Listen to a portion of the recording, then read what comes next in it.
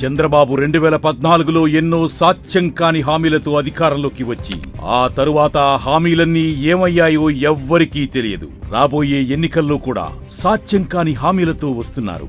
ఈ సాధ్యం కాని హామీల వల్ల 20 కీలకమైన పథకాలు ఆగిపోవడంతో పేదవాళ్లు మరింత పేదరికంలోకి నెట్టబడతారు.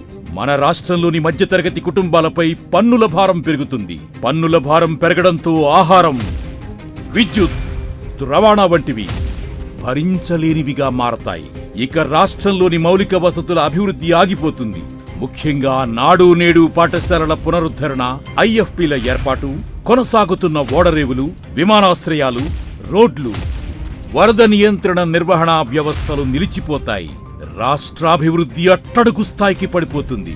ఆయన అసాధ్యమైన హామీల వల్ల అయ్యే లక్షలాది కోట్ల రూపాయల అప్పుల వల్ల రాబోయే తరాల్లో ఒక్కో కుటుంబంపై పడే అదనపు రుణ భారం 78,180 రూపాయలు. ఆయన చేసే అప్పులు తప్పులు భావితరాలు భరించాల్సి ఉంటుంది. ఆంధ్రప్రదేశ్ ప్రజలకు ఓ హెచ్చరిక. దయచేసి ఓటు వేసే ముందు ఏపీ భవిష్యత్తు గురించి ఒక్కసారి జాగ్రత్తగా ఆలోచించండి. ఈ ఎన్నికల్లో మీరు జగన్కు ఓటు వేస్తే పథకాలన్నీ కొనసాగింపు. అదే పొరపాటున చంద్రబాబుకు ఓటు వేస్తే పథకాలన్నీ ముగింపు.